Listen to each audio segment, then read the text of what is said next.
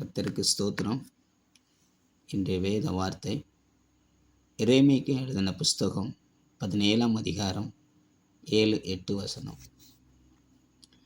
கர்த்தர் மேல் நம்பிக்கை வைத்து கர்த்தரை தன் நம்பிக்கையாய் கொண்டிருக்கிற மனுஷன் பாக்கியவான்.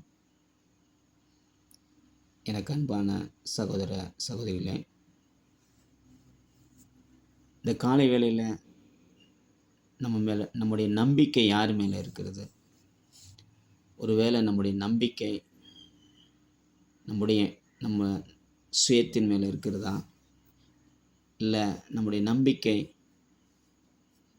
நம்முடைய திறமைகள் மேலே இருக்கிறதா? இல்லை நம்முடைய நம்பிக்கை நல்ல ஆள் பலன் இருக்குது, எனக்கு திறமைகள் அதிகமாக இருக்குது, நம்பிக்கை வைத்திருக்கீங்களா?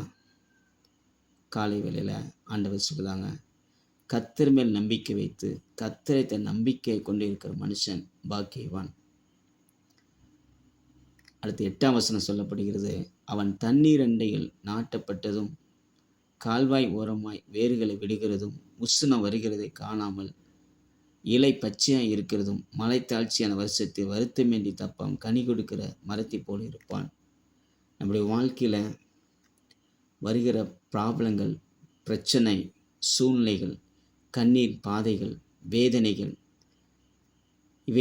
இவைகளை இருந்து இந்த சூழ்நிலைகளுக்கு மத்தியிலையும் நம்முடைய நம்பிக்கை எங்கே இருக்குது?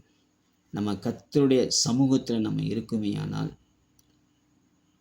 நம்முடைய எப்படி அந்த தண்ணீர் அண்டையில் ஒரு மரம் இருக்கும்பொழுது அந்த மரம் எப்படி செழிக்குமோ அதே போல் நம்முடைய வாழ்க்கையும் நிச்சயமாய் செழிக்கும். நம்முடைய நம்பிக்கை எதன் மேல் இருக்கிறது? ஆகையினால் கர்த்தர் மேல் நம்பிக்கை வைத்து கர்த்தரை தன் நம்பிக்கையை கொண்டிருக்கிற மனுஷன் பாக்கியவான். நம்ம அவர் மேலே நம்பிக்கை வைப்போம், கர்த்தர் மேலே உறுதியாக இருப்போம். கர்த்தரையே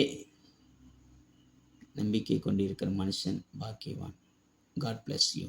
Thank you.